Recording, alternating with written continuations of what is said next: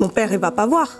Ah bah, On définit l'addiction par la perte de liberté de s'abstenir. Ouais. Quand est-ce que tu as compris quelque part qu'il y avait une forme d'addiction? Coucou tout le monde, aujourd'hui on reçoit Yetunde. Merci d'avoir répondu à notre invitation. Merci de m'avoir invitée. Et tu es donc une figure montante du rap berlinois sous influence d'électro, écrit en allemand, en anglais et en français, si je dis pas de bêtises. Donc bonjour. Salut. bonjour. Salut tout le monde. Et alors, pour la petite histoire, vous avez coécrit avec Thérèse une chanson qui s'appelle « Ivre ». Et vous êtes à deux voix, vous vous répondez. Et toi, Yetunde, tu chantes sur la piste de danse les vers de trop, les potes de défonce, le cactus que tu as dans ton cœur, la tentation des drogues, jusqu'à ne plus toucher le sol. Et toi, Thérèse, tu lui donnes la réplique. T'es un peu la voix de la raison. Et tu la mets en garde sans être moralisatrice. Alors, j'ai envie de vous poser deux questions. Déjà, comment est née cette chanson, Yetunde, et puis cette collaboration ensuite avec Thérèse? Bah, la chanson, commençons avec ça, elle est née parce que je suis en train de finir mon album, et mon premier album d'ailleurs, et depuis 2-3 ans, j'ai déjà le titre en tête qui est F6030. C'est le code médical du ICD-10, et ça veut dire en français personnalité émotionnellement labile de type impulsif. Ok. Et mon père, il est psychiatre, ça s'entend peut-être. Et du coup, je voulais parler de traumatisme, des peurs, des drogues, de tout ce qui nous met dans les trous, de sortir dans les trous. Et du coup, pendant 2-3 ans, j'écris sur ce thème. Et l'année dernière, j'étais en studio avec Christo, on a fait... Et c'était une journée, il n'y avait pas trop de plans. Et la chanson, elle est un peu sortie comme ça. Je savais que je voulais un peu de français dedans. Et j'avais juste « Ivre dans les rochers ». J'avais cette phrase dans ma liste parce que je trouvais le jeu de mots un peu intéressant. On a écrit ça. La chanson, c'est la bombe. Et du coup, je me suis dit, non, il faut une feature française. Du coup, Christo, il m'a connecté avec un manager qu'il connaît en France. Et lui, il m'a dit 2 artistes. Et puis, j'ai écouté, et j'ai entendu Thérèse. J'ai fait, oui, c'est elle. Et elle m'a répondu. Christo, c'est C'est le producteur. D'accord, ok. De cette chanson, oui. C'est marrant parce que j'avais pas tout l'envers du décor. En fait, moi je sais que j'ai reçu un mail un jour, mais je savais pas par où exactement tout était passé et tout, c'est assez drôle. Ouais, ça fait... Oui, en général, c'est souvent comme ça, ouais. Il faut savoir en fait que moi cette année, peut-être que le nom circulait aussi parce que j'ai pas mal joué en Allemagne. Voilà, enfin toute l'année 2024 en tout cas, et voilà, j'ai l'impression que là, il y a une espèce de boucle qui se boucle et it was meant to be. Et vu que cette chanson, elle aborde donc Ivre, le sujet de l'addiction à l'alcool, peut-être quand est-ce que Pas que l'alcool. et des drogues. Quand Tu peux tout mettre dedans. Alors on met tout dedans. Alcool, drogue. Quand est-ce que tu as commencé? Dans quel contexte? À boire, Ouais. ouais, et même tes premiers souvenirs. Bon, ma première bière dont je me souviens, elle était à 13 ans. Mais bon, c'était, tu vois, les bières mélangées, genre mixery, les trucs de plus de sucre que de bière. Mais l'alcool, ça m'a pas trop intéressée quand j'étais jeune. Lorsque les autres, ils buvaient beaucoup. Genre, quand on sortait en soirée, ça m'a pas trop... J'ai pas trop kiffé, et je pouvais boire à la maison. On est tous français, donc le verre de vin, ça, on apprend rapidement, le petit fond de vin. Et c'est pas interdit, du coup, j'avais pas besoin de boire, c'est un truc interdit, je sais pas. Ça m'a pas intéressée. Par contre, il y avait d'autres produits agriculturels qui m'ont plutôt plus intrigue, on dit intrigué, ouais, c'est ça. Ouais. Attiré, ouais. Et là, j'ai commencé, je dirais à genre 17 ans de fumer plutôt régulièrement. Aussi, j'avais mon copain à l'époque, il fumait vraiment régulièrement, donc c'était aussi une symbiose, vu qu'on passait beaucoup de temps ensemble. c'était surtout pour l'entraînement parce que j'étais beaucoup dans le freestyle, dans la danse et j'adorais comment ça ouvrait la tête et ça me donnait tellement de liberté. Quand je fumais pas, j'étais plutôt... Tu réfléchis plus dans le contrôle, ouais, et là tu lâches complètement. Donc ça, j'ai vraiment aimé. Donc c'était toujours lié avec le corps, la danse. Donc quand on sortait en soirée, on buvait pas du tout, on fumait un peu et on dansait toute la soirée. Ouais. Ok. Plus pour le côté désinhibant, du coup. Désinhibant ? Oui, ça t'enlève un peu. Ah oui, désinhibited. Ouais. Exactement. Oui. Ouais. Surtout ça.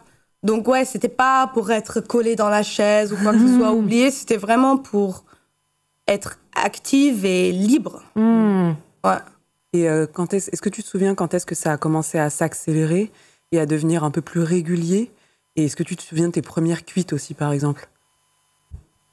Bah, à partir de, je dirais, 17 ans... entre 17 et 18, c'était assez régulier. D'accord. Je crois que j'ai fait genre un break à 17 ans de 1 mois parce que déjà, je trouvais que je fumais trop régulièrement. Mais ouais, c'était pratiquement tous les jours ou tous les 2 jours. Après, c'était pas hyper beaucoup. C'était un demi-joint... c'était un demi... insert demi ou genre 1 par jour. Mais bon, à cet âge, c'est beaucoup. Et on n'y pense pas comme quelle influence ça a sur le cerveau. Et bon, personne m'a appris parce que c'était juste interdit. C'est pas bien. Et où là, je me demande si j'avais su que ça influence mon développement de mon cerveau autant et que c'est pas mauvais parce que c'est mauvais, mais que c'est mauvais parce que je suis trop jeune. Peut-être j'aurais eu une attitude différente. Peut-être j'aurais commencé plus tard. Et si j'avais su que ça allait me rendre la vie difficile parce que c'est une addiction qu'il faudra que je me batte avec assez tôt. Peut-être aussi j'aurais eu une attitude différente. Je sais pas, les gamins de 16 ans, ils écoutent jamais. Mais bon, peut-être. Parce qu'en fait, on définit l'addiction par la perte de liberté de s'abstenir. Ouais.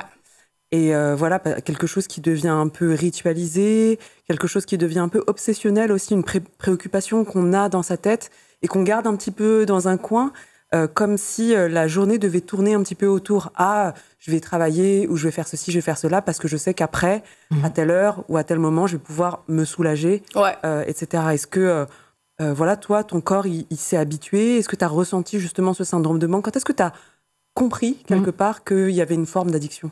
Ouais, que ça devenait problématique aussi, ouais. Quand est-ce que j'ai compris ? Je pense... J'ai vraiment compris, genre, début de mes vingtaines. Parce que là, ouais, justement, ce que tu disais, tu fais un truc, mais tu sais que, OK, là, à 17h, tu vas commencer à fumer ou quoi que ce soit. Donc, c'est... ta journée, elle devient un peu plus limitée. T'as moins de temps pour faire ce que tu veux.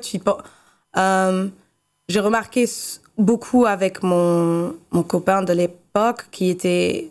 je dirais aussi un peu plus accro parce qu'à un moment donné, que c'était toujours, il fallait en avoir quand on faisait des vacances. Genre, je me rappelle, on était en Italie, vu que moi, j'arrivais plus à communiquer avec les gens, avec le français et l'anglais et tout ça. Genre, il voulait, genre, allez, demande, fais. Et moi, j'étais là, non, je veux pas. On est en vacances. Et je commençais à avoir des conflits comme ça.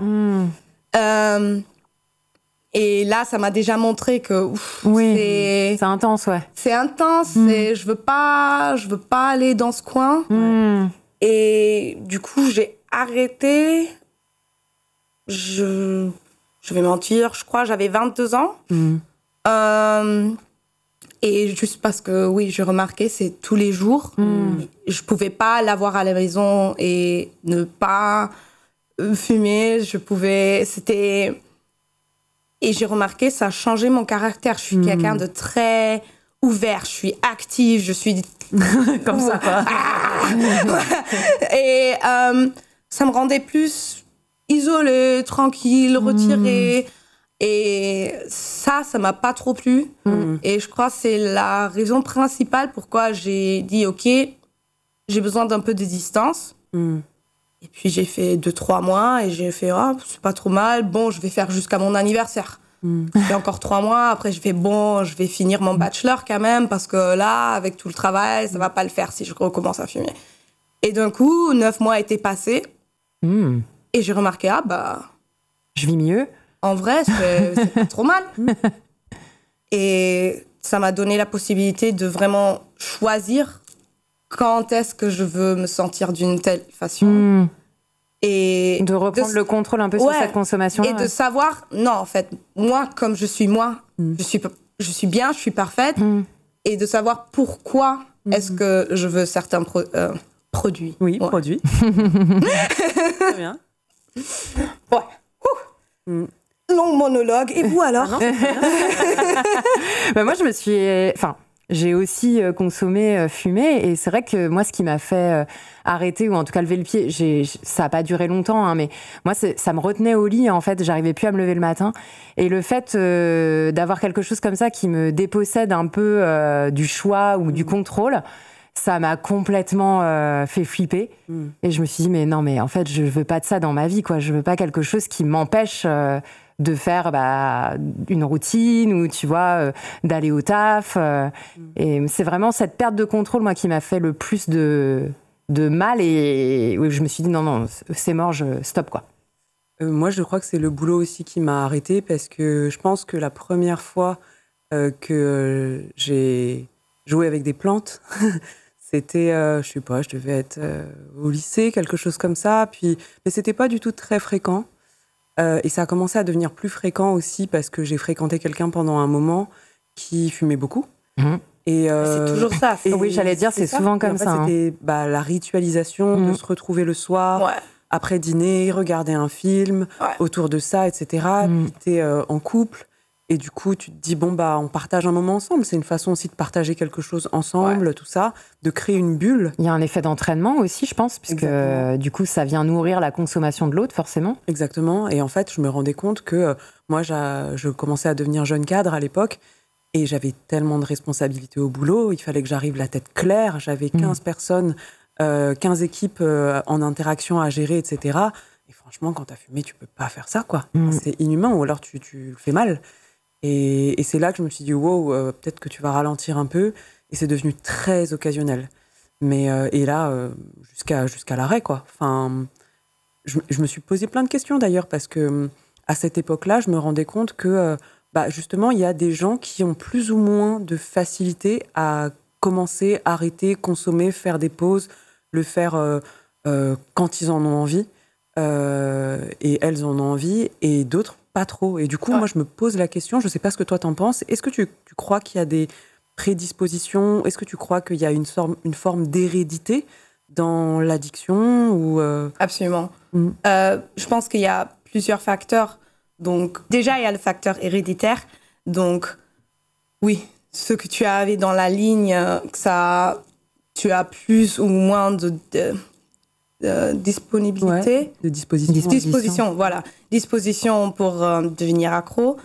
Après, tout ce qui est héréditaire, il faut quand même des triggers. Donc, des déclencheurs, ça se trouve, tu l'as peut-être héréditaire. Et si tu te retrouves dans un environnement qui te met pas du tout dans une situation de apprendre ses habits. Ouais, ses habitudes. Ses habitudes, ça va pas être déclenché nécessairement.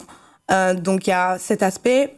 Je pense le plus grand aspect, c'est les traumatismes. Donc, et traumatisme, ça, c'est pas nécessairement t'as été battu toute ta jeunesse. Il y a des petits traumatismes aussi. Enfin, tout ce qui influence ton être et comment tu agis avec tes émotions. Est-ce que tu es capable de regarder envers toi? Est-ce que tu n'es pas capable d'être avec toi tout seul, avec tes pensées tout seul?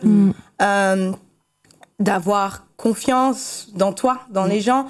Donc, tout ce qui t'a influencé négativement dans cette direction, je pense que ça, c'est le plus grand facteur c'est un terreau, pour l'addiction. Et comme je disais tout à l'heure, mon père, il est psychiatre. Donc lui, il travaille surtout avec des cas vraiment... il travaille qu'avec des doubles diagnoses. Donc, c'est des gens qui vraiment, ils ont tout eu, tout vu. Mais il dit, s'il n'y en a pas un seul qui n'a pas eu de trauma ou quoi que ce soit. Sûr. Donc, tu te réveilles pas, tu commences à prendre la cocaïne et tu vas devenir accro. C'est ça. Il faut avoir un certain profil. Mais après, de reconnaître ce profil en soi, je crois que c'est ça qui est compliqué. Et c'est intéressant ce que tu dis. En fait, nous, là, on a parlé de jouer avec des plantes. Est-ce que toi, à un moment donné, et en fait, jouer avec des plantes, c'est vrai que parfois ça te couche un peu, ça t'empêche, plus que ça te donne tu vois, c'est pas très stimulant en fait comme produit. Est-ce que, vu que c'est pas stimulant, on est facilement tenté par un truc justement plus fort et qui va justement donner ce côté un peu hyperactif pour retrouver un peu, tu vois? Est-ce que toi, t'as été tenté ou pas du tout, tu t'es limité à jouer avec les plantes? Mon père, il va pas voir. Ah bah, si tu lui montres pas, non, potentiellement. Tu t'arrêtes où tu veux. Hein. Bah, pendant longtemps, vu que de la manière que j'étais éduquée, tout était interdit, tabou, horrible, mauvais. Et je crois, début de mes vingtaines, j'étais intriguée par l'exta. J'aurais bien aimé essayer, mais mon copain de l'époque, il était là, non, mais pas du tout, tu vas te retrouver où, bah. Et du coup, j'ai dit, bon, en fin de compte, c'est pas tellement important. Je sais que mes parents, ils vont mourir s'ils savent. Mon copain, il aime pas. Bon, c'est pas grave, on laisse. Heureusement. Ouais. D'ailleurs, je suis très, très reconnaissante. Parce que, encore une fois, j'étais trop jeune. Je me connaissais pas assez, je connaissais pas les risques et j'avais pas le bon environnement pour essayer quoi que ce soit. Et du coup, après, aussi, mon prochain copain, il avait une position complètement inverse. Mais j'ai appris j'avais beaucoup de gens autour de moi que je respectais beaucoup, qui vraiment, ils avaient leur vie dans leurs mains, que je savais, ils étaient intelligents, mais qui eux, ils avaient essayé plein de trucs et qui avaient une position un peu différente que c'est horrible, c'est illégal, c'est Et du coup, j'ai commencé à prendre de l'intérêt, de m'intéresser plus. Oui.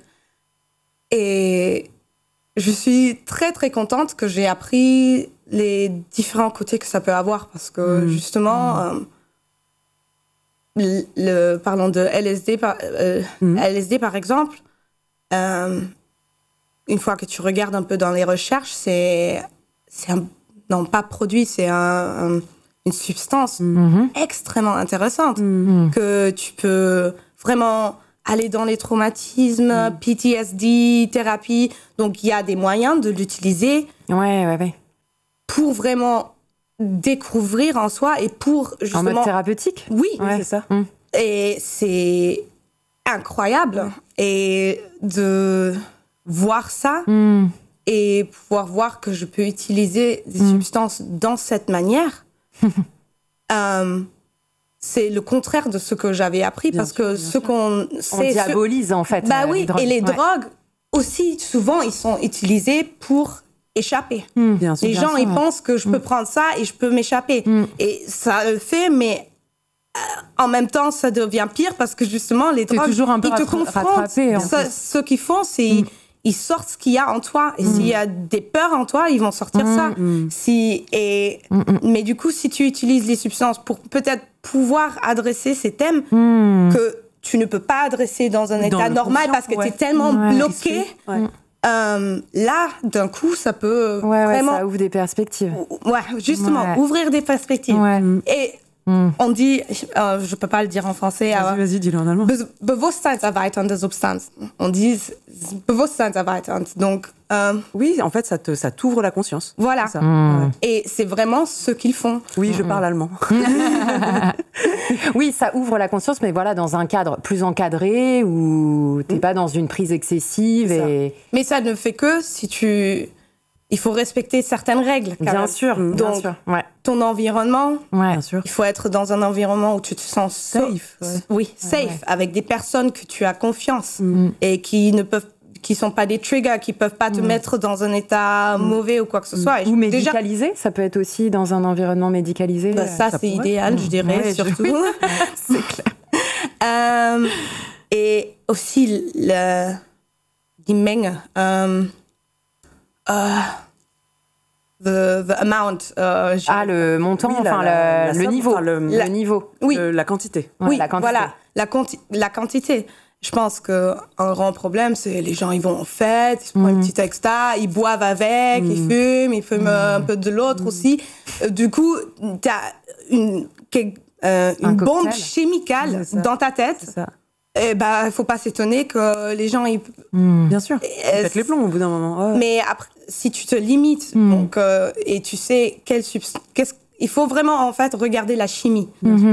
Qu'est-ce que ça fait dans mon cerveau? Il faut s'intéresser au... Et pourquoi? Qu'est-ce que ça fait avec mon sérotonine? Et justement, avec la MDMA, la première fois qu'on m'a... La drogue du love, non? C'est ça? Ouais. La première fois qu'on m'a montré, bien sûr, après, j'étais là, mais c'est incroyable, c'est trop bien. Faut le refaire. Non. Au moins 6 à 8 semaines, parce que c'est autant de temps que ton cerveau il va avoir besoin pour qu'il se remette à zéro. Ouais. Et justement avoir des gens dans son environnement qui te mettent des règles comme ça, et d'un coup, tu apprends complètement différemment. Aussi de pas faire vas-y, ouais, ça a l'air bien. Ouais. Non, tu pèses combien? Il y a combien de substances dans ce que tu as? Et prendre take the amount that corresponds to your body. Oui, bien sûr. Donc c'est pas quelque chose de prendre légèrement, et surtout si on veut le prendre pour s'amuser, pour avoir un bon temps, il faut faire gaffe. C'est pas un jouet. Bien sûr. Non, c'est clair. C'est clair. Est-ce que tu as eu des troubles à l'usage? Enfin, est-ce que tu as ressenti, on a parlé de l'impact sur la vie professionnelle dans le cadre du travail, est-ce que tu l'as ressenti dans le corps, est-ce que ça t'a fait du mal à certains endroits? Non. Au contraire, je dirais que ça m'a vraiment que fait du bien, parce que j'ai appris de respecter les règles. Et aussi, je me connais très bien, je connais mes limites, j'aime bien avoir contrôle de moi-même, et quand je dépasse mes limites, j'y vais mollo. Donc c'était peut-être un peu trop, mais pas d'une manière que le prochain jour je suis là, mais est-ce que j'ai okay. Pas en mode blackout, non, t'as pas de souvenirs avec des fois tu te sens mal, non, je me suis jamais mise en danger ou quoi que ce soit. Et la première pensée que j'avais, c'était avec des hallucinogènes. La première fois que je les ai prises, parce qu'ils te mettent un peu... Tu deviens un peu comme un champignon. Tu deviens un champignon. Tu es. Tu arrêtes de vouloir et tu deviens. Tu es. Et moi étant workaholic complète, j'étais mal. J'étais super mal. Je voulais pas être un champignon, quoi. Je voulais... ça. Parce que quoi, tu végètes un peu j'avais l'impression de végéter, l'impression, j'étais là, mais regarde-moi, regarde-nous, on est là, on fout rien, on végète, tu vois, la prochaine chose, on va se retrouver sous un pont, je me sentais comme rien, mais en fait, le prochain jour, j'ai commencé à refléter un peu, j'ai commencé à écrire dessus, et ça m'a montré, justement, je suis incapable de... Rien faire. Je suis incapable de juste me dire, aujourd'hui, c'est une journée pour être, pour to take in, to genießen. Profiter. Profiter, voilà. Et ça m'a montré que même quand un jour où on dit « Ah oui, on va faire ça », donc je savais que j'allais pas travailler ce jour-là, peu importe, je pouvais pas lâcher ce sentiment. Et c'est ça que ça m'a montré. Donc oui, ça m'a mis mal. Mais en fait, en reflétant, j'ai remarqué « Ah oui, il y a un autre truc là. » Oui, ça t'a fait comprendre des choses sur toi, en fait. Ouais. Et d'ailleurs, t'as quoi comme rapport aujourd'hui à toutes ces substances, que ce soit l'alcool, le reste Les drogues, surtout parce qu'on parle de Je dirais l'alcool, c'est la drogue qui sert le moins. Ouais, ok. Et qui me manque le moins. Ouais. Et donc là, t'as arrêté de boire. Ouais, j'ai arrêté il y a 4 mois. Enfin, j'ai tout arrêté. Oui. Même les drogues, ouais. Quelle drogue? Qui prend des drogues? Tu prends des drogues, toi? Non, moi non. Attends. Non, moi je ne suis qu'un champignon. Non, moi, je n'ai jamais dépassé le fait de jouer avec des plantes. Bah, oui, mais c'était le temps pour l'album aussi, vu que je voulais parler des trous, il fallait un peu que je cherche. Parce que, comme je disais, il faut des profils. J'ai pas un profil, je viens d'une famille qui a mon dos tout le temps. J'ai une super bonne relation avec mes parents, j'ai une super bonne relation avec moi-même. Donc j'ai eu toutes les bonnes cartes. J'ai vraiment eu de la chance. Donc je ne pouvais pas y arriver rationnellement, nécessairement à trouver les thèmes et les émotions desquelles je voulais parler. Donc j'ai poussé un peu le curseur dans une direction. Et c'était très marrant d'ailleurs, je regrette rien. Et du coup, une fois que vraiment toutes les chansons ont été écrites, je savais, ok, maintenant, il est temps de repousser le curseur dans l'autre direction. D'accord. Et de retrouver... Tu t'en es servi le temps qu'il fallait. Okay. Et maintenant, c'est temps de retrouver la force en moi, de retrouver le sol, de retrouver... tout ce qui reste quoi. Quand j'enlève le glitter, le maquillage, le ci, le ça, tout ce... parce que après, Oui, tu peux vite te perdre. Oui. Et je pense que je me suis pas perdue, mais j'ai cherché un peu à être... à repousser un peu la limite. Ouais, d'être un peu perdue aussi. Et parce que justement, j'essaie d'écrire des histoires des gens qui a de partout. Et je peux pas écrire ça rationnellement. Je pense que c'est... Non. Je peux pas penser, il faut le vivre. Alors, tu me réponds si tu veux, mais qu'est-ce que tu as découvert en repoussant le curseur comme ça? Est-ce que tu as déterré des choses dont tu parles dans tes chansons? Là, je veux pas que tu parles d'autres choses que tu dis dans tes chansons. J'ai découvert que tout le monde est cassé. Mais vraiment tout le monde. Mais d'une manière, c'est carrément étonnant. Je commence à me demander, mais il y a pas des gens ici qui sont soi-disant sains et normaux? Oui. Pas un. Spoiler, ça n'existe pas. Donc, du coup, au début, dans l'album, je voulais être super extrême et être super droguée, je sais pas quoi, dans les thèmes. Mais en fin de compte, c'est pas du tout devenu ça, parce que j'ai remarqué que... Ouais, là... Attends. Le syndrome, là? La personnalité émotionnellement labile, type impulsif, franchement, je la vois partout autour de moi. Après, oui, c'est une diagnose plus extrême, je sais pas, mais je trouve que vraiment, on peut décrire beaucoup de personnes avec ça. Et donc, oui, j'ai découvert ça et j'ai découvert que je me connais très bien et que j'ai besoin de pas beaucoup. Enfin, pour... genre, certaines substances, la première fois que je les ai prises, j'ai remarqué, attends, j'ai des mémoires étant sobre où j'avais la même émotion, la même amour en moi. Et j'ai remarqué, genre, c'est intéressant. Ah oui, c'est intéressant. Ouais. Il y a déjà le maximum que tu peux ressentir, il est là. Mais en même temps, ça m'a donné la capacité de le prendre comme une mémoire. Je pense que comme les acteurs, je pense qu'eux, ils ils ont une mémoire de certaines émotions aussi, ou qu'est-ce que ça fait avec le corps, pour pouvoir le déclencher quand ils doivent le jouer. Sans rien prendre, Et j'ai l'impression que ça m'a donné ça un peu, de savoir, ça existe là, et là aussi, et ouais. C'est marrant ce que tu dis, parce que moi, j'ai aussi découvert, et c'est pour ça que j'ai arrêté, que par exemple, j'avais testé la D 2-3 fois, peut-être 4 max en soirée, et je me suis rendu compte, en fait, que moi, j'étais déjà full love. Je n'ai pas besoin de ça. Et d'ailleurs, les gens qui me côtoient, et notamment le producteur avec qui je travaille, il me dit souvent, mais toi, t'es soudée tout le temps, t'en as pas besoin. Et effectivement, quand j'en avais pris, j'avais fait une micro-montée, et j'avais fait une méga descente, c'était horrible. Et je me disais, mais est-ce que c'est moi ? Qu'est-ce qui se passe ? Est-ce que j'ai pris un mauvais truc ? Et j'ai essayé une deuxième, une troisième fois, c'était tout le temps pareil. Je me suis dit, j'en ai pas besoin. Je suis pleine d'amour déjà, je suis déjà très tactile, j'aime les gens, je suis déjà hyper contente et j'arrive à pleurer parce que le ciel est bleu. Et c'est cool de savoir ça aussi. De se dire, et de pas prendre ça pour content, parce que je pensais que tout le monde était comme moi.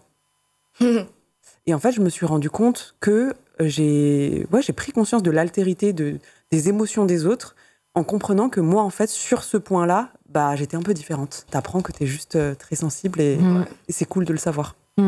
Est-ce que tu trouves, j'en profite en parlant d'hypersensibilité, de gens qui se rassemblent comme ça, je trouve que les artistes, on est beaucoup des gens hypersensibles. Il n'y a pas que nous, mais je pense que c'est ce qui nous pousse aussi à aller vers ce type de métier.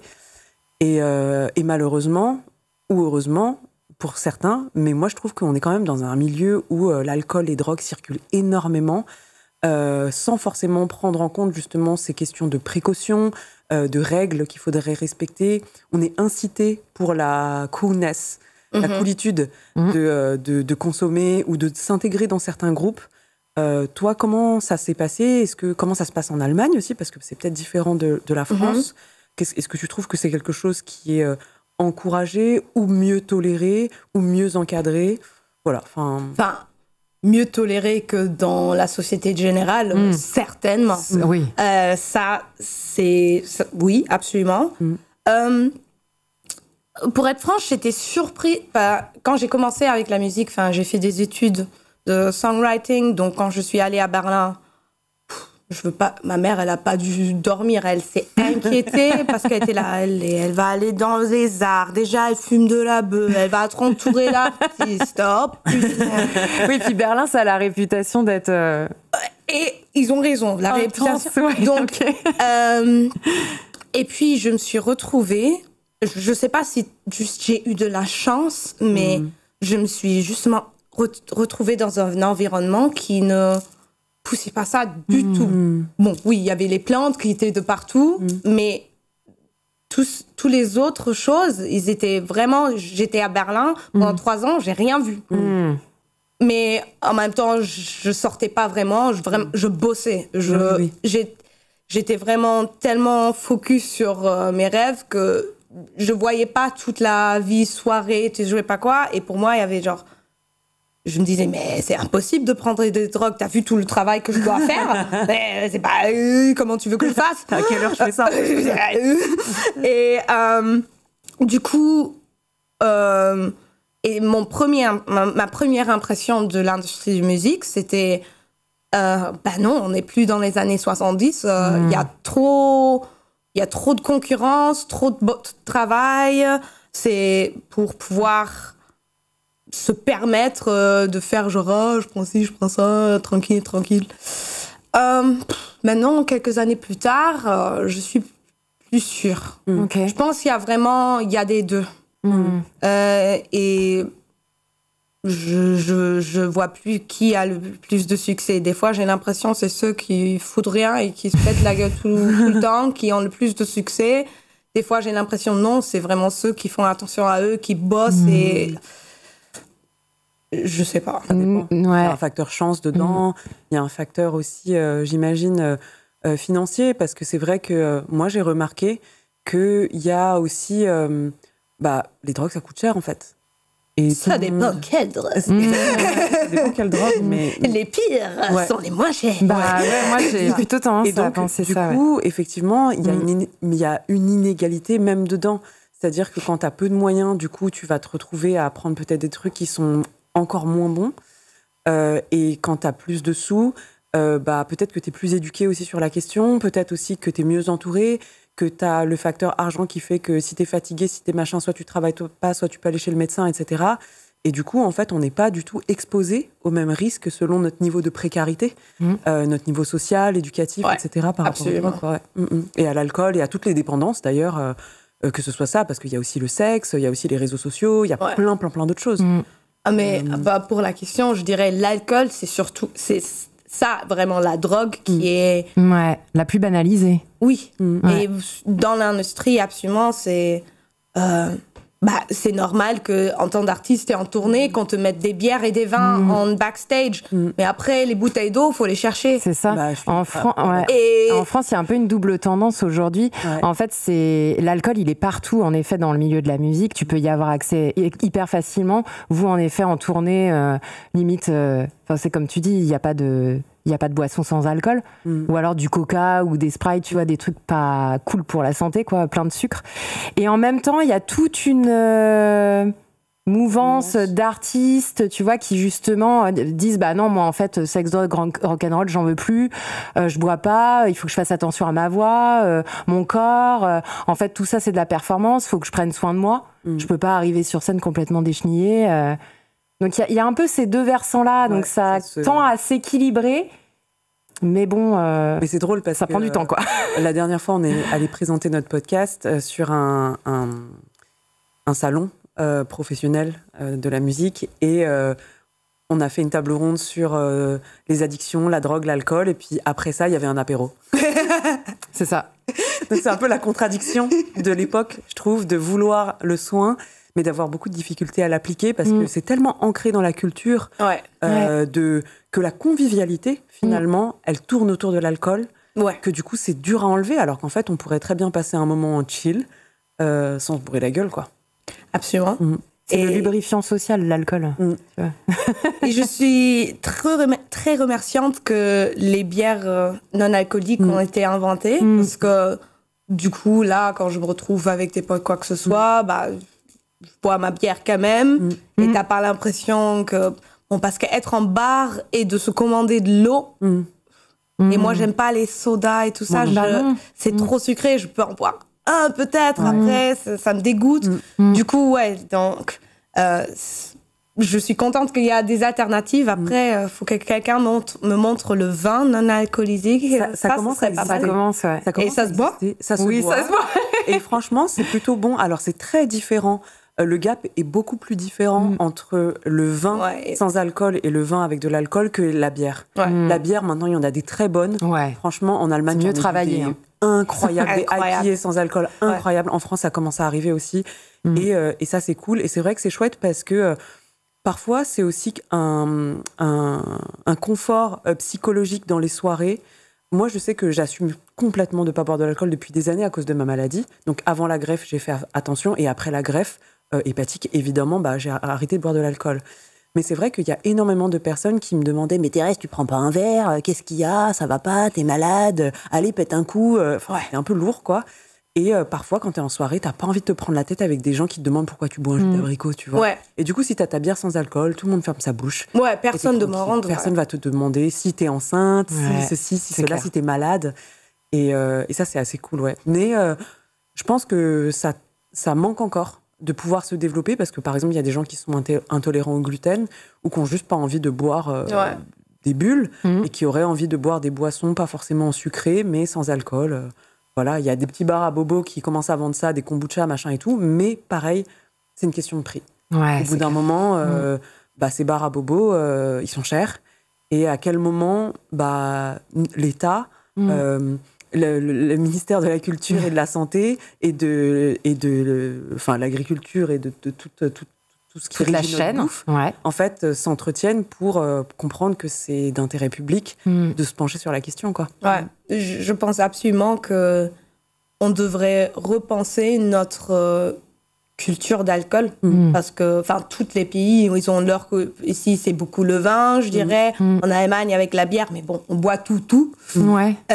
Et il faudrait vraiment qu'on en reparle de qu'est-ce qu'on en pense, comment on éduque nos enfants, comment nous, est-ce qu'on consomme, et de et de s'en rappeler, oui, c'est une drogue. Donc si on diabolise toutes les drogues, soit on diabolise l'alcool aussi, soit on commence à tout rapprocher un peu et le mettre au milieu, et le mettre où ça doit être. Ça peut t'aider, oui, mais il y a beaucoup de risques. Et il faut qu'on développe une nouvelle culture de consommation. Et de la pédagogie, comme tu en parlais, sur la consommation. La prévention, en fait. Oui. Pas forcément de tout interdire, mais de se dire, voilà, au moins tu sais qu'est-ce qui correspond à quel risque, que ce soit un risque immédiat, c'est-à-dire tu vas être ivre et si tu prends le volant ou je sais pas quoi, tu peux te cracher en voiture, mais les risques aussi à plus long terme, de l'impact que ça peut avoir dans ta vie quotidienne, professionnelle, dans ta vie émotionnelle, parce que c'est hyper important, dans ta vie psychique, intellectuelle, parce qu'effectivement quand ton cerveau est pas assez bien formé, en fait ça peut empêcher le bon développement d'un cerveau d'adolescent, c'est quand même problématique, et ouais, d'avoir un rapport différent. Là, on est même à un point où la consommation d'alcool baisse un petit peu en France, parce que les jeunes boivent moins d'alcool. En revanche, ils consomment beaucoup plus de drogue. Et là, il y a l'année... En fait, c'est drôle parce que la consommation de cocaïne, aujourd'hui, elle est perçue de plus en plus comme familière. Tout le monde en parle. Moi, je sais que quand j'étais jeune, la cocaïne, c'était... C'était méga tabou, ouais. Enfin, c'était hyper tabou. Il n'y avait que des très riches à Paris, dans le 2e arrondissement, qui pouvaient... Enfin, je dis 2e, ça pourrait être un autre, mais qui consommaient, etc. Et en fait, là, il y a plus d'1 million de personnes qui ont consommé au moins une fois de la C en 2023. Et ils se sont rendus compte, en fait, que ça avait doublé en 1 an. Ouais, c'est fou. Ça m'étonne pas du tout que ce soit la C qui pousse autant. Ouais. Pourquoi tu dis ça d'ailleurs ? Si on regarde tout ce qui s'est passé les derniers 5 ans, et genre les dépressions qui sont hautes, surtout avec les jeunes. Enfin, les conséquences de la pandémie avec les jeunes, ils sont pas calculables, mais ça se voit, et je pense que la C, elle te donne de la confiance, ça fait tout marrant, tu es capable de parler, tu es capable d'avoir des interactions. Bon, tu avais 10 ans, 12 ans, pendant 2 ans, tu pouvais voir personne, tu pouvais pas... tu n'as pas appris à avoir genre des interactions sociales comme on l'a justement dans cet âge, c'est quand tu commences à sortir seul, développer ta personnalité. Donc, cette partie, elle a manqué. Tu m'étonnes que c'est une substance qui te donne justement ces compétences qui grandit. Ouais. Et on parlait des différences entre France et Allemagne. Alors nous, il y a un truc qui nous a quand même vachement surprise, c'est qu'on a sollicité pas mal d'artistes français pour venir témoigner dans Tamalou. Et on a fait appel à une artiste allemande, du coup, pour venir nous répondre finalement, quoi. Et toi, qu'est-ce qui t'a encouragé à venir nous parler ? Pourquoi t'as accepté ? Et comment t'expliquerais le fait qu'il n'y ait pas du tout d'artiste français qui ait voulu s'exprimer sur le sujet ? On n'a pas demandé à tout le monde. Non, on n'a pas demandé à tout le monde. Je pense que c'est pas... Je sais pas si ça a à voir avec des artistes français ou... le truc, c'est une fois que c'est en ligne, que tu as consommé quoi que ce soit, bon, tout le monde peut l'utiliser contre toi. On vit encore dans un monde hyper stigmatisé. Les drogues sont stigmatisées, et les gens qui ont des addictions, on dit t'es un addict. On dit pas t'es un addict de drogue. On dit pas t'es quelqu'un de traumatisé qui a causé on cherche pas à comprendre. Non. Voilà, c'est pas, on regarde pas les gens avec des problèmes, on regarde les causes, juste le comportement final. Et donc, je pense que c'est un risque. Et franchement, je vous dis, là, en parlant, je tremble parce que je viens de m'en apercevoir. Attends, mais c'est sur caméra tout ça. Attends, ça va sortir tout ça. Mais justement, c'est de ça que je voulais parler avec mon album, parce que j'en ai marre quand on parle que dans ses coins, ses propres coins. Et après, oui, moi, j'ai un environnement assez sain. Donc, quand nous, on en parle, on parle des drogues en faisant attention. Attends, il y a des limites, que des gens qui n'ont pas pris, qui ont testé la première fois. Attends, t'as pris combien de temps? Qu'est-ce que c'est tes expériences? On essaie de regarder leurs limites et D'en parler positivement, pas négativement. Ouais. Mais après, si tu as pas cet environnement, comment tu veux que je t'apprenne? Et je vois la même chose en Allemagne, le hip-hop qui est couramment grand, surtout avec les jeunes, c'est de la musique qui est vraiment drogenverherrlichend,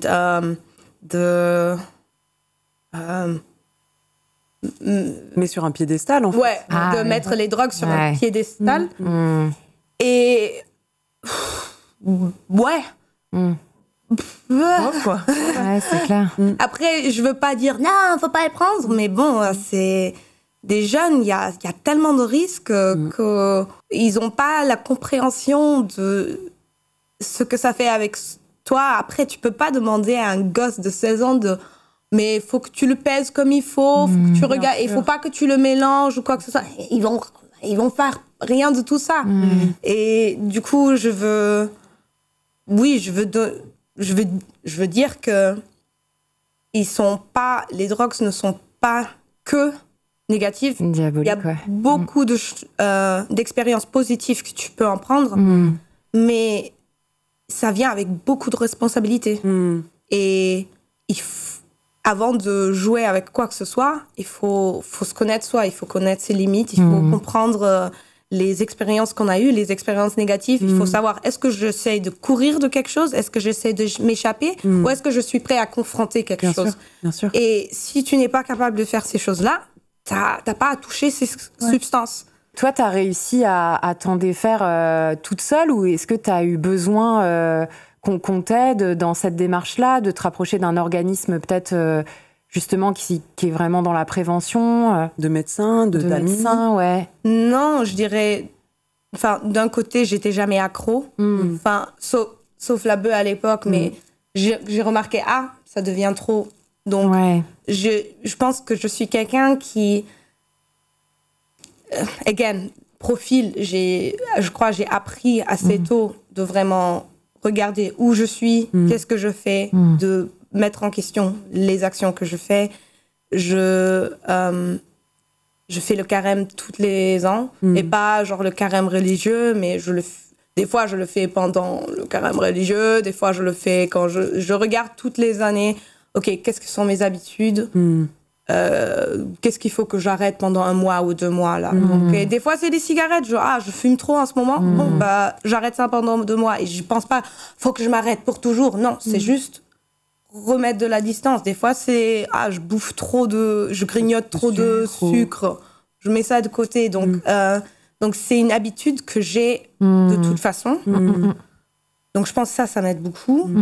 Et puis, pour moi, un des triggers finaux, parce que, comme je vous avais dit au début, je voulais avoir une phase de sobriété longue.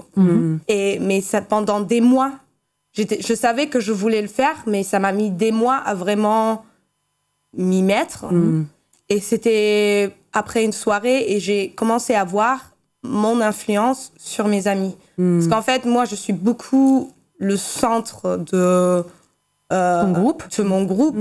Et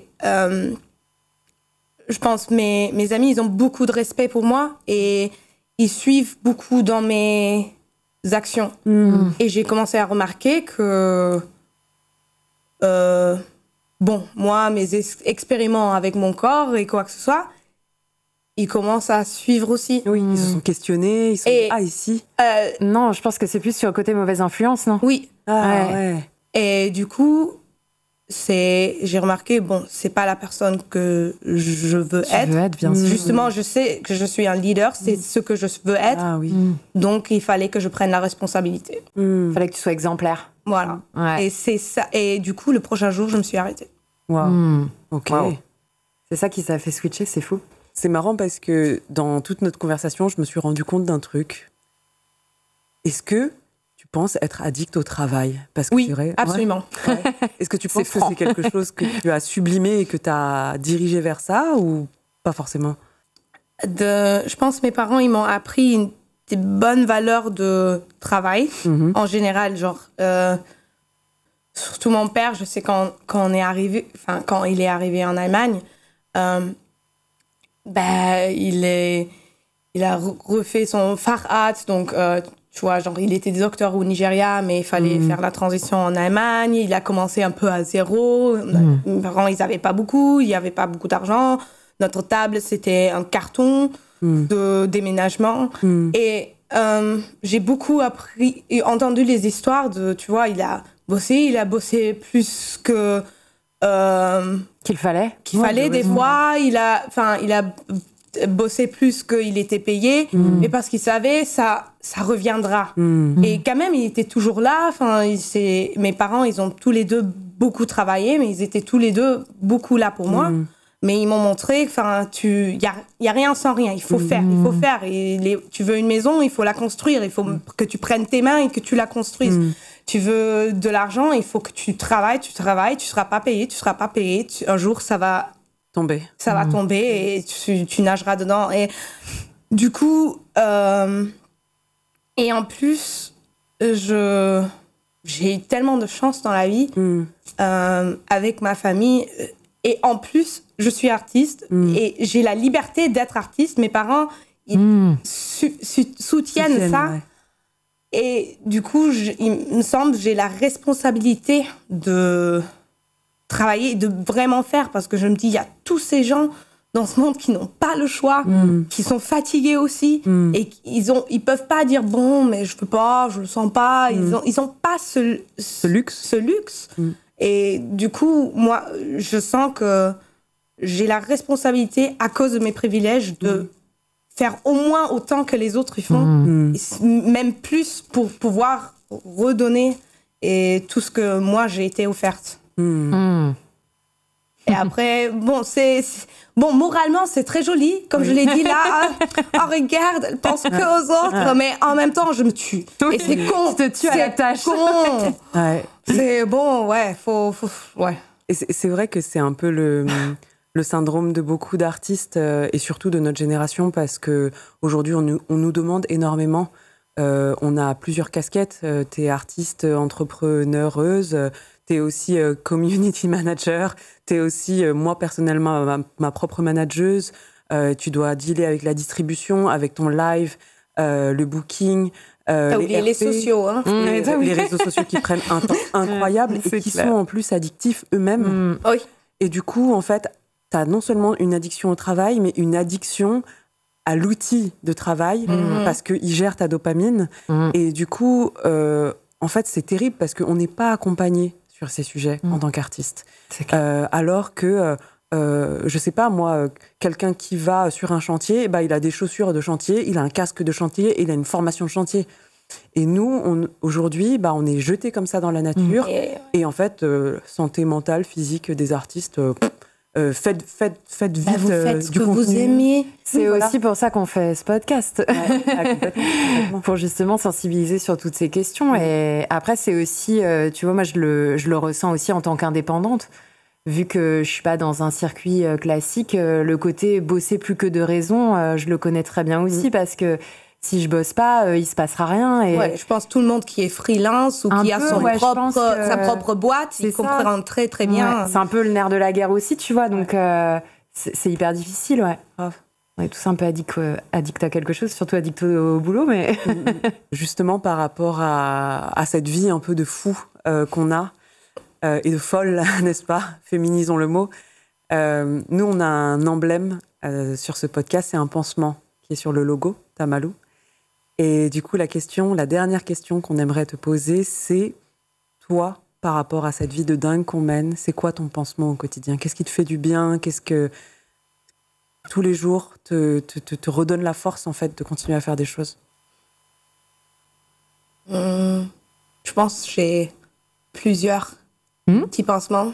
Je pense que le premier, c'est je me réveille tous les jours et je fais ce que moi j'ai choisi de faire. Et même si à un moment donné j'ai choisi de mettre trop de trucs dans mon calendrier sans y penser, ce qui n'était pas le meilleur choix, mais c'est moi qui ai décidé de faire ça, et je fais des choses qui sont pour moi et mes rêves, et avec des gens que moi je veux connaître, que moi je veux travailler. Et ça m'aide beaucoup, surtout dans les temps là où c'est l'anxiety et t'es à 3 minutes d'avoir la next panic attack parce que c'est trop. Et ça m'aide beaucoup de savoir, non, mais c'est pour moi tout ça. Personne me force. Et après, un grand pansement, c'est ma famille. Enfin, ma famille et mes amis, l'amour que je reçois des gens autour de moi, que soit pour m'aider à faire tout ce que je fais, soit juste pour être là pour moi, regarder, tu vas bien? Ah, t'es en train de crever? Bon, bah, désolée, je peux pas t'aider, mais j'ai demandé. Et donc, je suis entourée de gens incroyables qui partagent tellement d'amour. Je suis très remerciante pour ça. Et des petits trucs, genre ma baignoire, franchement. Sans ma baignoire, je pense que je serais morte. Ça, c'est mon... Quand t'as pas de off days, l'heure dans ta baignoire, ou juste la petite promenade, ou même un gâteau, juste des petits moments pour juste où je suis avec moi-même. Tout à l'heure, j'étais à l'arrêt de bus, et le soleil dans mon visage, j'avais 10 minutes pour respirer. Des petits moments comme ça... Ça m'aide beaucoup. On peut préciser que tu travailles avec ta maman. Oui. Ma maman, c'est ma manageuse. On dit manager. Oui. Et elle fait un bon boulot. Merci, maman. Eh ben, merci beaucoup. Merci, et désolée que j'ai parlé de tout ça. Tu vas me taper dès que je rentre. Je suis désolée. Ouais, mais c'est important. On l'a dit. C'est aussi important d'en parler sans tabou et... frontalement aussi. Ouais, on va voir parce que je pense que la première conversation de tous ces thèmes que je vais avoir avec mes parents, c'est eux qui regardent ce podcast et après on va en parler. Bon, on va voir. On croise les doigts. En tout cas, merci beaucoup. Merci de faire ce podcast, de parler de tous ces thèmes et de partager les peurs qu'on a, les mal qu'on a et aussi les solutions. Parce qu'il y en a. Parce qu'il y en a, ouais. Rendez-vous dans la phase B, du coup. Rendez-vous dans la phase B. Ciao! Cet épisode a été enregistré dans les locaux du média Mademoiselle. Nous tenions à remercier toute l'équipe et tout particulièrement Inès Pollon et Delphine Baudouin. Un grand merci à nos partenaires, le CNM, l'ADAMI, Audience et la Mission Handicap et Tsugi Radio. Notre podcast n'existerait pas sans celles et ceux qui ont participé activement à sa création. Au montage, Baptiste Roger et au mixage, Adam Carpels. À l'identité graphique, Zoé Renard. À la gestion des partenariats, Héloïse Gauthier. Merci à vous de nous avoir écoutés. Pour nous soutenir, n'hésitez pas à mettre des petites étoiles, des cœurs, des pouces partout et nous suivre sur les réseaux sociaux. À bientôt pour un prochain épisode.